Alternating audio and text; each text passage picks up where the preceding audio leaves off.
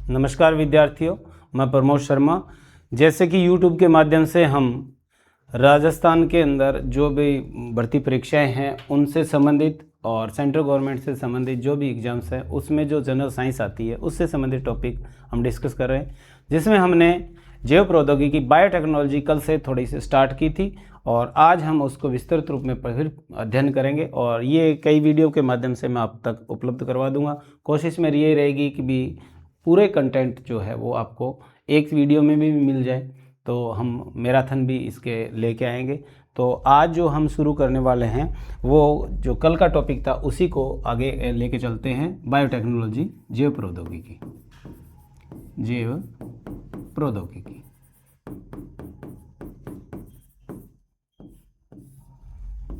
जो स्टूडेंट इसी वीडियो से इस मैराथन के अंदर या इस महासंग्राम जो है एग्ज़ाम्स का उसमें हमसे जुड़े हैं, तो मैं थोड़ा इसके बारे में बता के फिर आगे लेके चलता हूँ। जैव प्रौद्योगिकी, बायोटेक्नोलॉजी, ये दो सब्जेक्ट का कॉम्बिनेशन है जिसके अंदर बायोलॉजी और इंजीनियरिंग के कॉम्बिनेशन से ये विषय बना हुआ है। इससे पूर्व की क्लास के अंदर हमने पूर्व की वीडियो के अंदर भी खूब डिटेल से बताया था कि आनुवंशिकता, जिसमें हमने लास्ट तक कंक्लूजन ये निकाला था उसके माध्यम से कि मेंडल ने बताया कि कारक जो होता है आनुवंशिक लक्षणों को एक पीढ़ी से दूसरी पीढ़ी में लेके जाता है। जॉनसन ने बताया कि जीन लेके जाता है। फिर हमने ये देख लिया था जीन जो है वो डीएनए के बने होते हैं। फिर डीएनए की स्ट्रक्चर हमने पढ़ी थी। ये वहाँ ख़त्म होने के बाद में यहाँ से वो विषय शुरू हो जाता है जिसका नाम है बायोटेक्नोलॉजी। डीएनए के जो नाइट्रोजन क्षारक क्रम हैं उनमें जब बदलाव किया जाता है तो डीएनए में बदलाव होता है। डीएनए में बदलाव से जीन में बदलाव, गुणों में बदलाव और इसी तरह से जीएमओ तैयार हो जाते हैं, जेनेटिकली मॉडिफाई ऑर्गेनिज्म या जीव, ऐसे जिनकी जीनी संरचना बदली गई है। ये विषय जो है ये शब्द सबसे पहले हंगरी का एक वैज्ञानिक है कार्ल इरेकी, इसने प्रस्तुत किया था। ये शब्द किसने दिया तो आपको याद रखना है कार्ल इरेकी। कई बार एग्जाम्स में पूछा हुआ भी बायोटेक्नोलॉजी शब्द जो है वो किसने प्रस्तुत किया, तो आप बताओगे कार्ल इरेकी। अब बायोटेक्नोलॉजी दो विषयों का कॉम्बिनेशन है, बायोलॉजी और इंजीनियरिंग, यानी इन दोनों के कॉम्बिनेशन से नई विषय का इजाद हुआ जिसे बायोटेक्नोलॉजी कहते हैं। सबसे पहले अगर हम इसकी बात करें तो इस विषय में किया क्या जाता है, तो इसके हम क्षेत्र देख लेते हैं।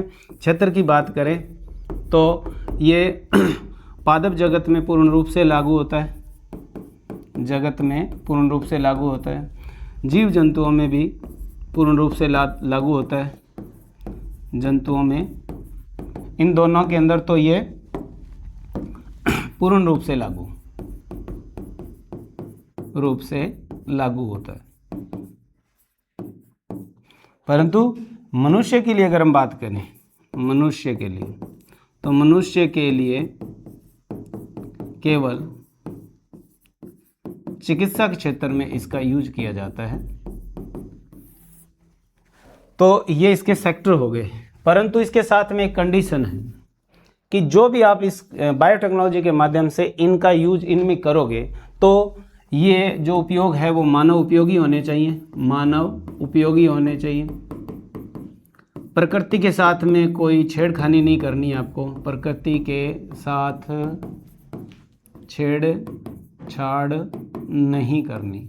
छेड़छाड़ का यहाँ मीन है कि आप ऐसी कोई चीज़ नहीं बनाओगे जिससे प्रकृति जो है वो रुष्ट हो जाए। एक तरह से मैं ये कहूँ कि प्रकृति जो अपना नियम कानून के अनुसार से जो प्रवाहित हो रही है वैसे उसी क्रम में रहे। ऐसे कोई जीव नहीं बना दोगे जो भविष्य के लिए कोई खतरा पैदा कर दे, या ऐसा कोई पादप नहीं बना दोगे जो जीवों के लिए या वातावरण के लिए या भूमि के लिए कोई नुकसानदायक हो।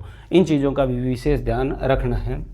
आप कोई नई चीज़ बनाओगे, यानी नया कोई प्लांट बनाओगे, नया कोई जंतु बनाओगे, तो उसको बनाने के लिए एक आवश्यक शर्त रखी है कि मूल जो है वो नष्ट नहीं होना चाहिए, मूल नष्ट नहीं होना चाहिए।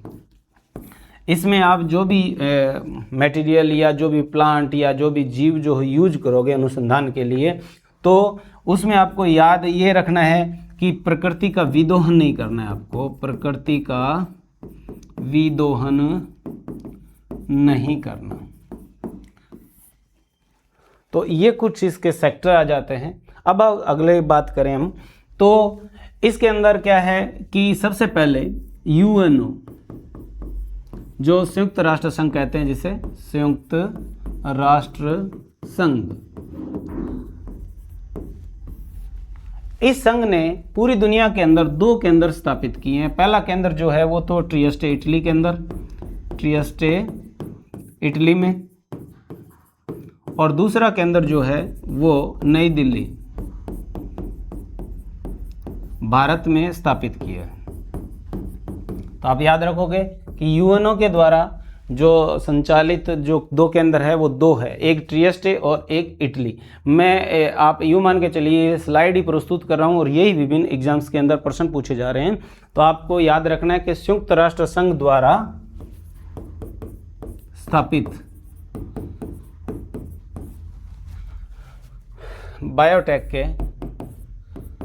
बायोटेक्नोलॉजी या जैव प्रौद्योगिकी के केंद्र 2 केंद्र स्थापित किए हैं, और दोनों केंद्रों की अगर हम बात करें तो कौन कौन से आप याद रख लोगे। इसी तरह से अगर हम बात करें भारत के संदर्भ में, तो भारत के संदर्भ में अगर हम ये बात करें बायोटेक्नोलॉजी की, तो आता है भारत के सापेक्ष में बायोटेक्नोलॉजी। तो सबसे पहले भारत के अंदर इस विषय के विकास के लिए जैव प्रौद्योगिकी विभाग और जैव प्रौद्योगिकी परिषद, इन दोनों की स्थापना की गई है। तो आप याद रखोगे जैव प्रौद्योगिकी विभाग की स्थापना 1986 के अंदर हुई, और जैव प्रौद्योगिकी जो परिषद है उसकी स्थापना जो है 1982 में की गई। जैव प्रौद्योगिकी परिषद, इसकी स्थापना 1982 में की गई और मैसूर कर्नाटक के अंदर की गई है। मैसूर के अंदर, और मैसूर पड़ता है कर्नाटक के अंदर, यहाँ की गई, कर्नाटक है। और इसी तरह से दूसरा जो है जैव प्रौद्योगिकी विभाग की स्थापना जो है वो 1986 में की गई। अब ये जो जैव प्रौद्योगिकी विभाग है, इसने जैव प्रौद्योगिकी के विकास के लिए 6 केंद्र स्थापित किए हैं। 6 केंद्र स्थापित किए। इन 6 केंद्रों के अंदर से अगर हम बात करें तो पहले 3 केंद्र जो है 3 केंद्र वो तो है नई दिल्ली के अंदर, एक केंद्र जो है वो पुणे के अंदर है, एक केंद्र जो है वो हैदराबाद के अंदर है, हैदराबाद के अंदर है। तो इस तरह से अगर हम बात करें तो 3 केंद्र दिल्ली के अंदर, एक पुणे में और एक हैदराबाद में, और एक केंद्र जो है वो मणिपुर के अंदर स्थापित है, मणिपुर के अंदर।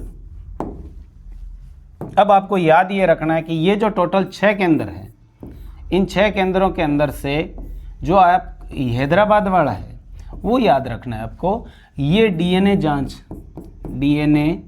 जांच एवं नैदानिक केंद्र, ये याद रखोगे। डीएनए जांच एवं नैदानिक केंद्र कहाँ स्थापित है, तो वो हैदराबाद के अंदर है। अब इस विषय के विकास के लिए शोध केंद्र भी भारत ने स्थापित किए। भारत ने शोध यानी रिसर्च सेंटर, शोध केंद्र भी स्थापित किए हुए हैं इंडिया के अंदर। और शोध केंद्रों की बात करूं तो इनकी संख्या 3 है। तीनों में अगर हम बात करें तो पहला तो दिल्ली के अंदर है, एक केंद्र जो है वो करनाल हरियाणा में है, करनाल हरियाणा में है, और तीसरा जो केंद्र है वो इज्जतनगर बरेली यूपी के अंदर है या उत्तर प्रदेश के अंदर है। अब आपको क्या याद रखना है वो देखिए, इसमें जो करनाल हरियाणा वाला केंद्र और इज्जतनगर बरेली वाला केंद्र, ये इंपॉर्टेंट है। करनाल हरियाणा के अंदर जो केंद्र स्थापित है उसका नाम है NDRI। बहुत बार एग्जाम में इसकी फुल फॉर्म और ये कहाँ है ये पूछा हुआ है, नेशनल डेयरी रिसर्च इंस्टीट्यूट। तो ये तो है करनाल हरियाणा में। इज्जतनगर बरेली उत्तर प्रदेश में है, इसका नाम है IVRI, Indian veterinary research institute. ये पशुओं पर अनुसंधान करता है, ये पशुओं से संबंधित चिकित्सा जो है उससे संबंधित सेंटर है ये। तो इस तरह से हम कहेंगे। तो शोध केंद्रों की बात करें तो शोध केंद्र जो है वो 3 स्थापित किए गए हैं। अब हम अगले क्रम में इसमें देखते हैं कि बायोटेक्नोलॉजी के एग्जाम्पल्स, बायोटेक्नोलॉजी के एग्जाम्पल्स, उदाहरण क्या क्या हैं। हम कोशिश करेंगे कि टू द पॉइंट ही बात करें और मुख्य मुख्य जो फैक्ट हैं वो आपको याद रखने हैं। तो इसके एग्जाम्पल्स है जो विभिन्न एग्जाम्स के अंदर पूछे जाते हैं, उससे संबंधित जो फैक्ट हैं। तो सबसे पहला जो उदाहरण आता है वो आता है अपने गोल्डन राइस। गोल्डन राइस, सुनहरा चावल कह देते हैं इसे, सुनहरा चावल। सबसे पहले तो प्रश्न यही बन जाता है कि सुनहरे चावल में प्रचुर क्या है। तो इसमें प्रचुर विटामिन ए है। अब हम देख लेते हैं इस पर क्या अनुसंधान हुआ और किसने अनुसंधान किया और कैसे इसमें जीन की संरचना में चेंज आया। सबसे पहला जो देखते हैं इसके अंदर, तो पहला आता है कि ये गोल्डन राइस जो है वो इनगो पोटिंग्स ने तैयार किया। पोटिंग्स ने तैयार किया है एक चीज। फिर इसको तैयार कैसे किया वो दूसरा फैक्ट आ जाता है कि गोल्डन राइस को तैयार करने के लिए डैफोडिल प्लांट है, एक डैफोडिल प्लांट में से जीन निकालकर चावल में प्रत्यारोपित किया।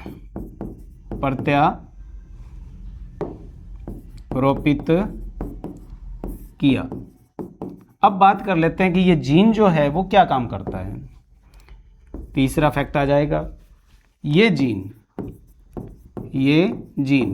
का मेरा मतलब इस जीन से है जो डैफोडिल प्लांट से निकाला था। ये जीन बीटा कैरोटीन बनाता है और बीटा कैरोटीन विटामिन ए का संश्लेषण करता है।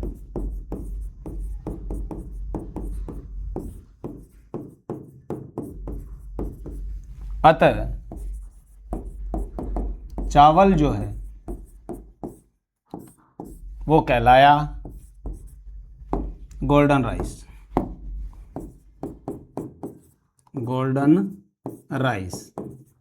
और इस गोल्डन राइस के अंदर प्रचुर क्या है तो आप बता दोगे विटामिन ए है। तो मैं उम्मीद करता हूं कि ये आपको समझ में आया होगा कि इसमें क्या क्या पूछ सकते हैं कि गोल्डन राइस सुनहरा चावल जो है उसमें क्या चीज़ अधिक है, तो कहेंगे प्रचुर विटामिन ए है। किसने तैयार किया? इनगो पोटिंग्स ने तैयार किया। कैसे तैयार किया कि डैफोडिल से, एक प्लांट है डैफोडिल, उससे जीन निकाला और वो कृत्रिम तरीके से बायोटेक्नोलॉजी के माध्यम से चावल के अंदर प्रत्यारोपित कर दिया, और जिसके कारण से अब वो जो जीन है वो बीटा कैरोटीन बनाता है, और बीटा कैरोटीन का जो कार्य है वो विटामिन ए का संश्लेषण करना है। तो इस कारण से ये चावल जो है वो सुनहरे कलर का हो गया था, नाम रखा गोल्डन राइस, और इसमें प्रचुर विटामिन ए है। दूसरा एग्जाम्पल और देखते हैं हम। दूसरे एग्जाम्पल की अगर हम बात करें तो दूसरा एग्जाम्पल जो आता है वो अपने आता है जिसे कहते हैं बीटी क्या चीज़ है। सबसे पहले प्रश्न तो यही है कि बीटी क्या है। तो आपको ये कई बार आया हुआ भी एग्जाम पे, बीटी क्या है, तो ज़्यादातर पहले ऑप्शन के अंदर कपास ही लिखा होता है क्योंकि ज़्यादा चलन में यही नाम चलता है। तो आपको याद रखना है बीटी क्या है। तो बीटी बैक्टीरिया है, याद रखना है, बैक्टीरिया यानी जीवाणु है। इसका पूरा नाम की बात करें, पूरा नाम, तो बीटी का पूरा नाम जो है वो है बेसिलस थुरिनजेसिस।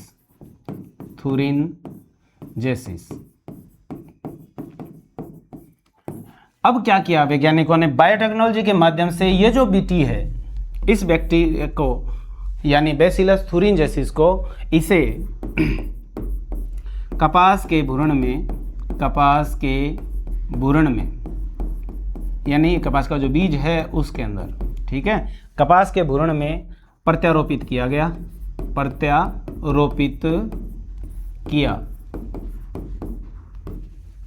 अब इस बीटी के कार्य की बात कर लेते हैं। बीटी क्राई नामक प्रोटीन बनाता है, प्रोटीन बनाता है जो कि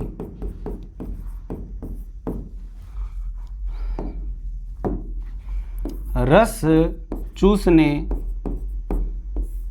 वाले कीट के लिए साइनाइड की भांति काम करता है, साइनाइड की भांति कार्य करता है, यानी उसका श्वसन तंत्र जो है वो ब्लॉक कर देता है। और जैसे ही इस कपास के प्लांट के किसी भी हिस्से को ये रस चूसने वाला कीट जो अगर खाएगा, खाते ही तुरंत मर जाता है। तो इसके लिए ये उपयोगी ही बना और ये बायोटेक्नोलॉजी का उदाहरण है। मार्केट के अंदर इस बीटी से तैयार की गई किस्में जो आती है वो बीजी के नाम से उपलब्ध है मार्केट में। बीजी फर्स्ट है, बीजी सेकंड है, ऐसे सीरीज आती है।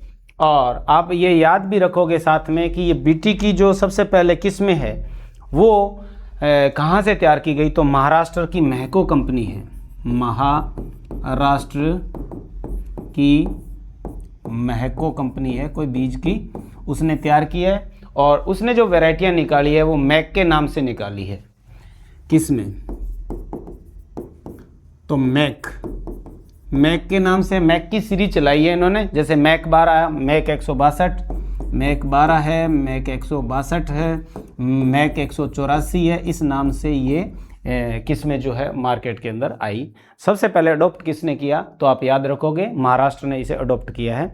इसी तरह से अगर हम बात करें बायोटेक्नोलॉजी के अन्य उदाहरणों की, तो अन्य उदाहरण के अंदर दूसरा जो उदाहरण था वो बीटी था। इसी तरह से तीसरा अगर बात करें तो है super potato. Super potato.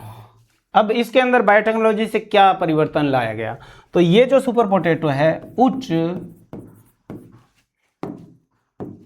Protein युक्त आलू है। ये उच्च प्रोटीन युक्त आलू, इससे कैसे चेंज किया आलू को, तो आपको याद रखना है कि JNU जवाहरलाल नेहरू यूनिवर्सिटी के प्रोफेसर हैं जिनका नाम है आशीष दत्ता,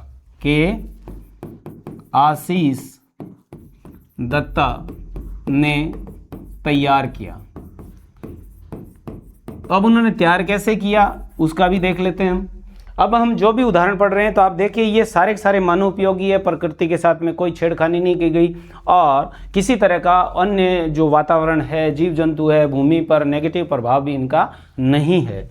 तो ये जो सुपर पोटैटो है ये उच्च प्रोटीन युक्त आलू है। इसे तैयार करने के लिए उन्होंने क्या किया, रामदाना, एक प्लांट है जिसका नाम है रामदाना, वैज्ञानिक नाम है रामदाना का ग्रेन एमरेंथस, ग्रेन अमरेंथस। तो रामदाना से जीन आलू में प्रत्यारोपित किया है, प्रत्यारोपित किया हुआ है। और अब वो जो जीन है उस जीन का कार्य देख लेते हैं कि ये जो जीन है ये क्या काम करता है। तो ये जीन जो है वो प्रोटीन का संश्लेषण करता है। जीन का कार्य है प्रोटीन संश्लेषण करना। तो मैं उम्मीद करता हूं कि आपको ये फैक्ट जो है वो समझ में आ गया कि सुपर पोटैटो क्या है, उच्च प्रोटीन युक्त आलू है, तैयार करने वाले JNU के आशीष दत्ता है।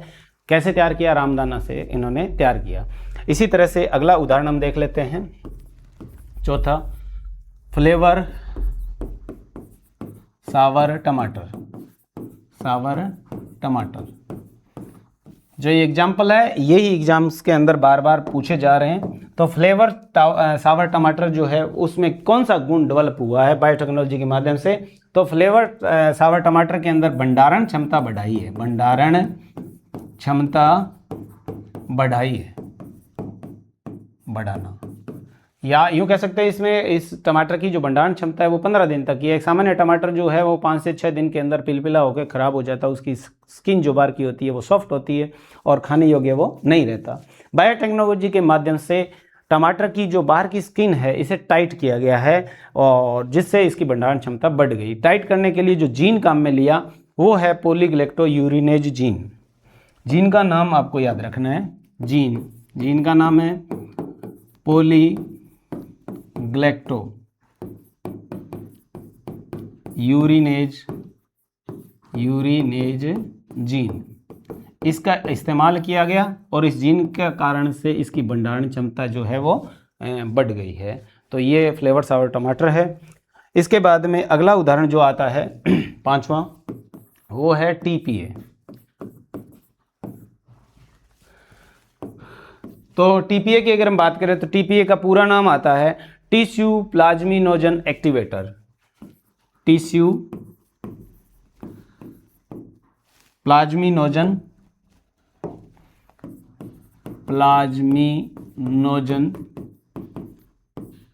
एक्टिवेटर।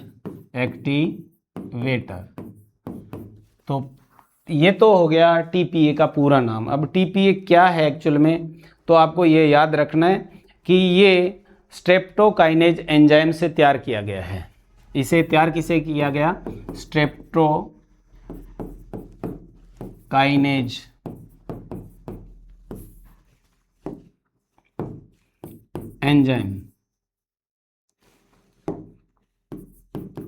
एंजाइम से तैयार किया गया है। किस चीज़ के लिए यूजफुल है ये? तो कहेंगे हृदय रोगियों हेतु। किसके लिए? हार्ट के जो पेशेंट है उनके लिए। हार्ट का पेशेंट जो होगा वो कब होगा? तो आपको याद रखना है रुधिर वाहिनियों में, यानी शरीर के अंदर की बात हो रही है। शरीर में जो रुधिर वाहिनियां हैं जैसे धमनियां और शिराएं हैं उनके अंदर जो क्लॉटिंग है, क्लॉटिंग यानी थक्का बनना, क्लॉटिंग को रोकता है। यही टीपी है। तो आप मेरे हिसाब से मैं उम्मीद करता हूं कि टीपी आपके समझ में आ गया। हृदय रोगियों के लिए सहायक होता है, शरीर में रक्त का थक्का जमने से रोकता है। वैसे अगर आप देखेंगे तो जैसे चोट लगने पर रक्त का जो थक्का बनाता है और उसे हम कहते हैं, क्या बोलते हैं, आपको पता होना चाहिए कि आरबीसी है, डब्ल्यूबीसी है और प्लेटलेट्स है। तो ये प्लेटलेट्स जो है वो शरीर से बाहर जो है वो थक्का को बनाने में सहायक होता है। और खून के अंदर प्राकृतिक रूप से जो पाया जाता है वो हीमोजाइन जो है वो मलेरिया के अंदर जो पाए जाने वाला रसायन है उसका नाम आ जाता है, क्योंकि इससे रिलेटेड ही शब्द है इसके अंदर जो पूछे जाते हैं। तो इसी क्रम में अगर हम बात करें तो अगला एग्जाम्पल जो आता है 6 नंबर का वो है कृत्रिम इंसुलिन।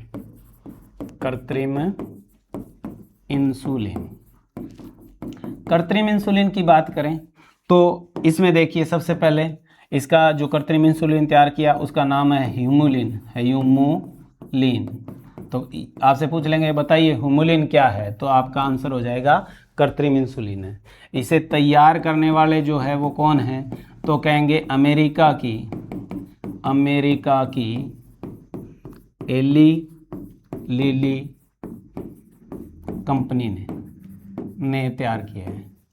तो आपसे पूछ ले कि कृत्रिम इंसुलिन है वो किसने तैयार किया, तो आपको याद रखना है एली लिली नामक एक कंपनी है उसने इसे तैयार किया है।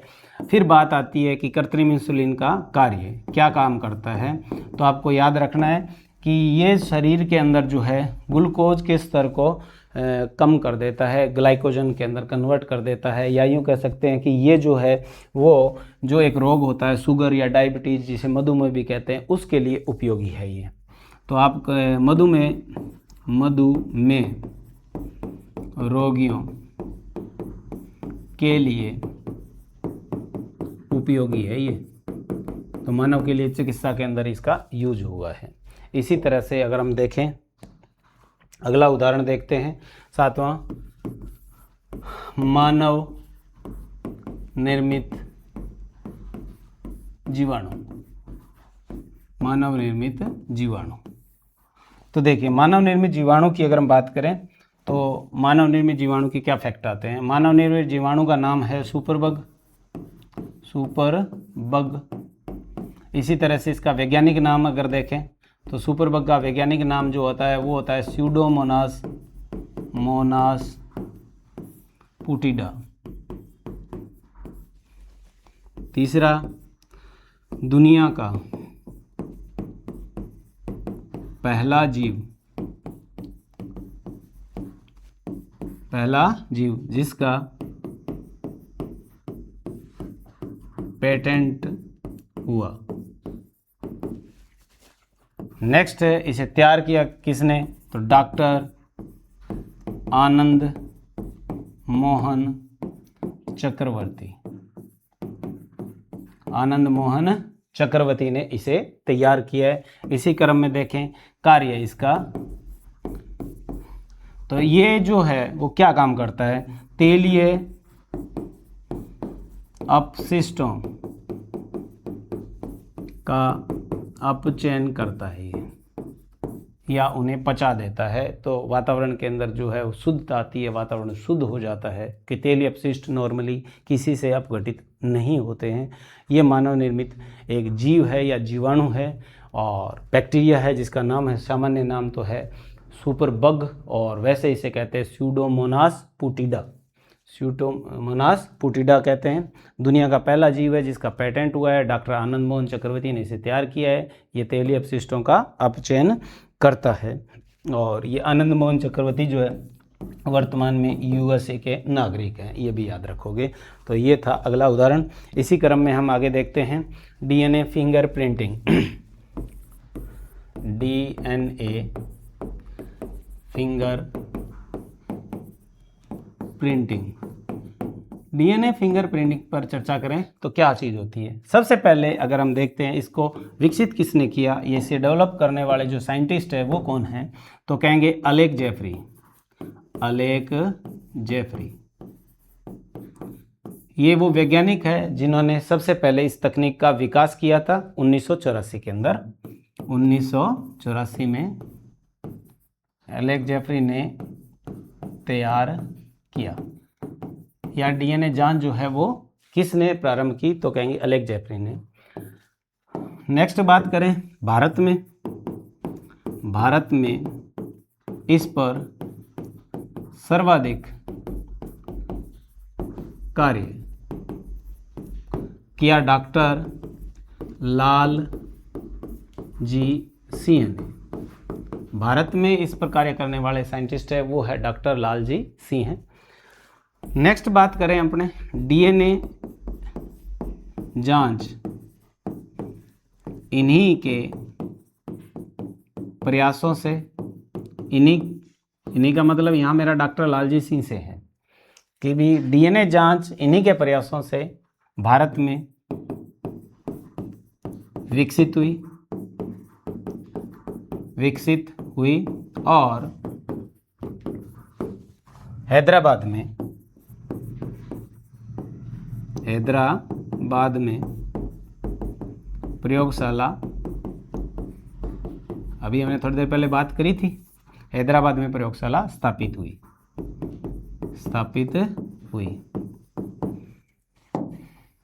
नेक्स्ट और सबसे इंपॉर्टेंट बात आ जाती है कि डीएनए जो जांच होती है उसके अंदर पद्धति कौन सी है, जांच पद्धति। जांच पद्धति की बात करें तो उस पद्धति का नाम है VNTR, variable number of tandem repeat. Actual में अगर हम सिंपल वे में बात करें VNTR में क्या चीज़ रीड की जाती है, क्या पढ़ा जाता है, या जांच के अंदर किसका अध्ययन किया जाता है, तो आपको याद रखना है नाइट्रोजन क्षारक कर्मों का अध्ययन किया जाता है। VNTR पद्धति है और भारत के अंदर डॉक्टर लालजी सिंह ने प्रयास किया, दुनिया के अंदर सबसे पहले अलेक्स जेफरी ने इसके बारे में बताया था। ये है हमारी डीएनए फिंगर प्रिंटिंग। तो मोटा मोटा मैं आपको ये बता चुका। और याद रखना कि डीएनए जांच के लिए शरीर की किसी भी हिस्से की कोई भी पार्ट अगर लैब में पहुंच जाता है तो व्यक्ति का पूरा जो है वो आकार की और कार्य की सबका पता चल जाता है। एक तरह से कुंडली पूरी पूरी तैयार हो जाती है। और डीएनए अगर हम बात करें तो डीएनए जांच जो होती है उसके 1% भिन्नता पाई जाती है, 99% जो है वो समानता पाई जाती है, और उस 1% भिन्नता से ही अपराधी की पहचान होती है। तो ये था हमारा डीएनए जांच। और डीएनए जांच के बाद में अगर हम बायोटेक्नोलॉजी में देखें और उदाहरण, तो एक दो उदाहरण और आते हैं। जैसे अगर हम बात करें तो उसमें अगर उदाहरण देखें तो मानव निर्मित सब्जी जिसे टोमेटो नाम दिया गया, और आलू और टमाटर का संकरण है, भविष्य की सब्जी है ये। जड़ में आलू लगेंगे, ऊपर टमाटर लगेंगे, टोमेटो है, परंतु मूल इसमें संरक्षित नहीं रख पाएंगे, इस कारण से ये सामान्य चलन के अंदर नहीं आया है। दूसरा उदाहरण आता है मानव निर्मित फसल, कई बार एग्जाम्स में पूछी हुई है, उसका नाम है ट्रिटिकेल। और मानव निर्मित ये सब्जी जो है वो गेहूँ और राई के संकरण से तैयार की गई है, यानी एक ऐसी फसल जिससे अनाज वाली श्रेणी यानी आटा भी प्राप्त हो जाएगा और तेल भी प्राप्त हो जाएगा, वो है ट्रिटिकेल। और इसी तरह से हम एक और उदाहरण देखें तो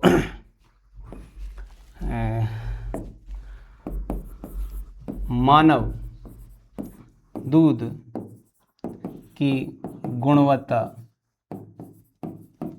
वाला दूध, लैक्टोफेरिन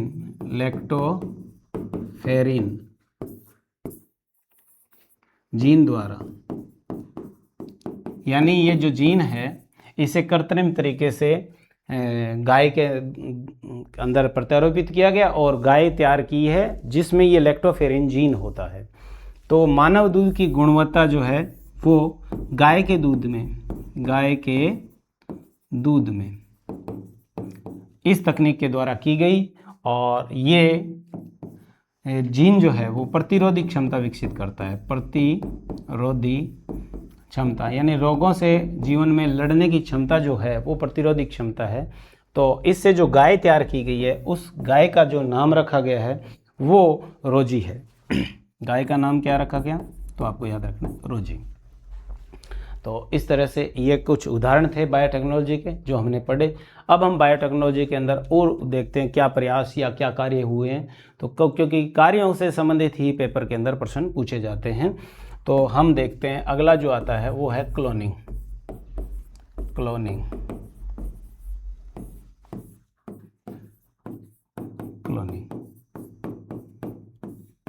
ये तो एक है प्रक्रिया,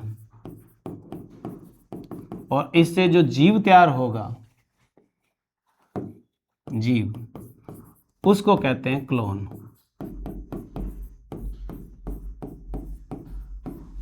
सबसे पहले क्लोन की अगर हम बात करें, क्लोन ये ग्रीक भाषा का एक वर्ड है, ग्रीक भाषा का शब्द है जिसका नाम है KLON, इससे बना हुआ है, और इसका अर्थ आता है अर्थ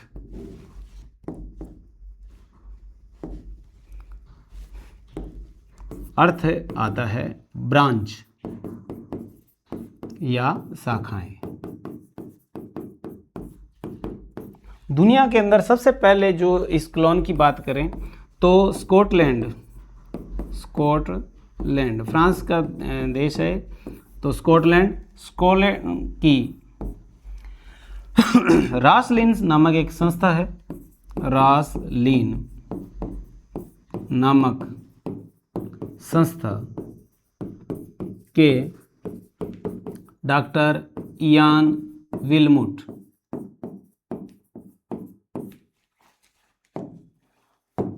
ने सबसे चर्चित क्लोन, दुनिया के अंदर सबसे ज़्यादा चर्चा इस क्लोन की हुई, तो स्कॉटलैंड देश है और रासलिन क्या है, संस्था है। तैयार करने वाले वैज्ञानिक है वो डॉक्टर इयान विल्मुट है। उन्होंने सबसे चर्चित क्लोन भेड़ का, जिसका नाम इन्होंने रखा डोली, नाम क्या रखा, तो आपको याद रखना है, डोली नाम रखा है।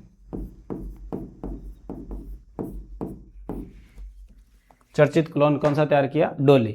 बाद में ये जो डोली है इसका जन्म कब हुआ ये भी आपको याद रखना है कि डोली का जो जन्म है वो 1996 में हुआ था।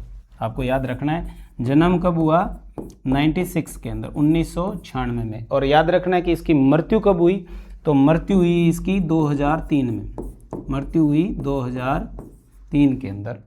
अगर बात करें पैदा कब हुई, तारीख पूछ ले आपसे तो आपको याद रखना है 5 जुलाई को ये पैदा हुई थी। और मृत्यु की बात करें तो 14 फरवरी, वैलेंटाइन डे वाले दिन जो है वो इसकी मृत्यु हुई थी, 14 फरवरी के दिन ये मरी। और डोली जो है वो चर्चित क्लोन है।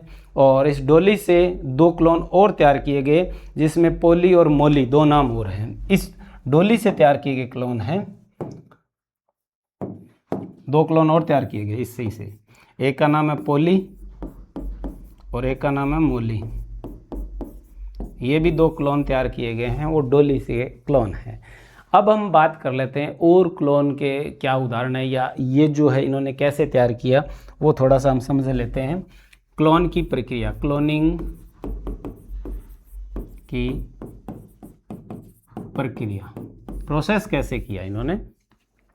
प्रोसेस के अंदर कौन सा रसायन यूज किया, कितने देर किया, कैसे किया, इसका नहीं है। सिंपल ये बताया गया कि जो क्लोनिंग का प्रोसेस है इस तरह से थोड़ा सा रनिंग के अंदर, कहने का मतलब डीपली इसमें कहीं आपको नहीं मिलेगा। नए आपसे कोई एग्जाम्स में पूछेंगे तो नॉर्मली नाम पूछा जाता है, संस्था का नाम पूछा जाता है, कब पैदा हुई, कब मरी, इस तरह के क्वेश्चन पूछे जाते हैं। फिर भी हम थोड़ा सा इसके बारे में देख लेते हैं। तो डॉक्टर साहब ने जो यान विल्मुट ने क्लोन तैयार किए तो दोनों ही मादा भेड़ थी। तो हम मान लेते हैं ये भेड़ ए है और ये भेड़ बी है, दोनों भेड़ें ही मादा हैं, मादा भेड़ ए और मादा भेड़ बी। अब क्या किया, दूसरा स्टेप, इसका चेहरा जो है काला, सॉरी सफ़ेद है, सफ़ेद चेहरा, सफ़ेद, और इसका चेहरा काला है। अब आप थोड़ा सा ध्यान रखना, बी लिखा है ना, उसका चेहरा काला है, तो यानी ब्लैक। ये जो मैं कैसे जो ये प्रक्रिया आपको बता रहा हूँ ये सेम टू सेम ही डॉक्टर साहब ने यूज की है। तो आप देखिए इसमें क्या किया इन्होंने। ये जो भेड़ है उस भेड़ के शरीर के अंडाणु की अनिषेचित कोशिका ली,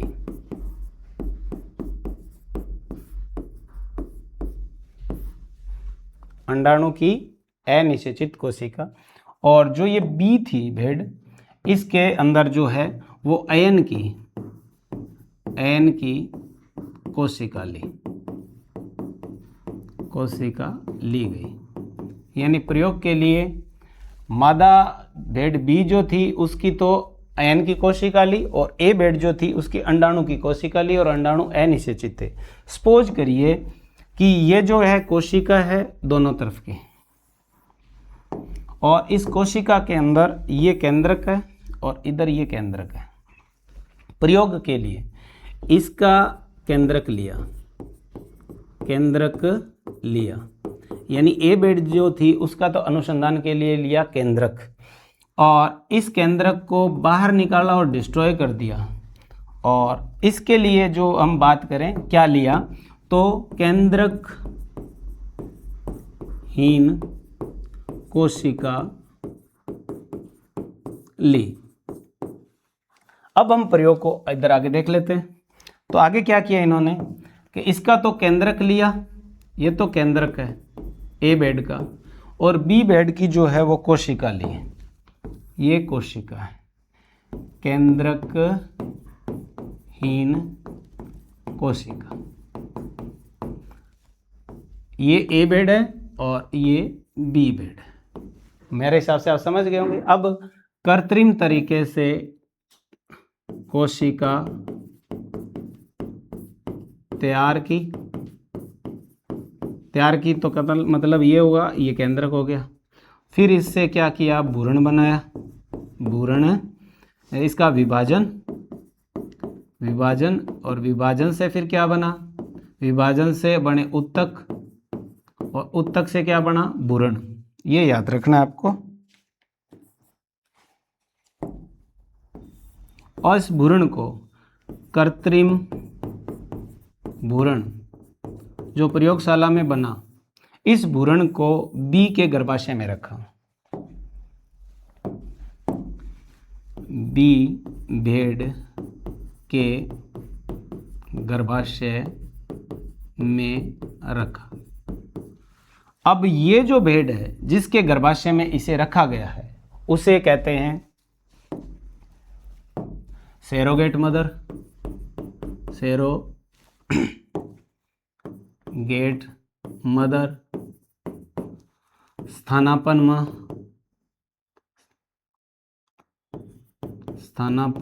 माँ, या इसे बोलते हैं फोस्टर मदर।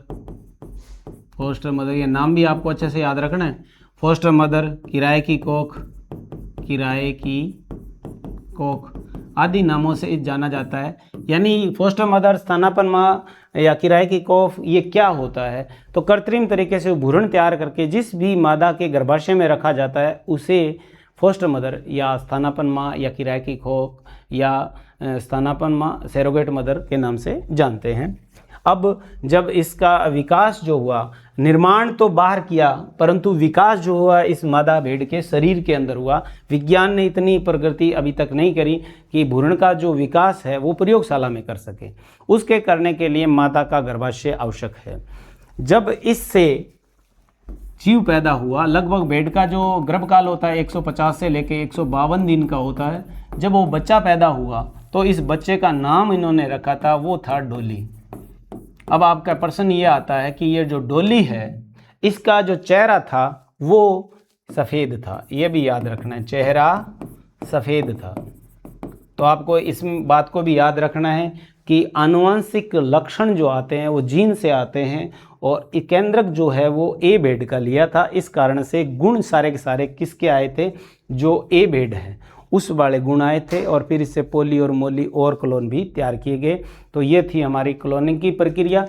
नेक्स्ट वीडियो के माध्यम से बायोटेक्नोलॉजी के और अन्य फैक्ट जो है, अन्य तथ्य है, उन पे फिर चर्चा करेंगे। यूट्यूब पर अपना प्यार यूं ही बनाए रखिए ताकि आपके जो इस प्रेम भाव है इसी के माध्यम से हम क्लासों को डीपली तक लेके जाएंगे और आपको ऑनलाइन जो क्लासों का आनंद है ऑफलाइन जैसा ही फीलिंग आए। और मैं उम्मीद करता हूं कि ये टॉपिक आपके एग्ज़ाम में बहुत अच्छे से आप इसको जब तैयार कर लो तो काम में आए। तो नेक्स्ट वीडियो के साथ में फिर मुलाकात करते हैं। आज की क्लास को मैं यहीं विराम देता हूं। Thank you.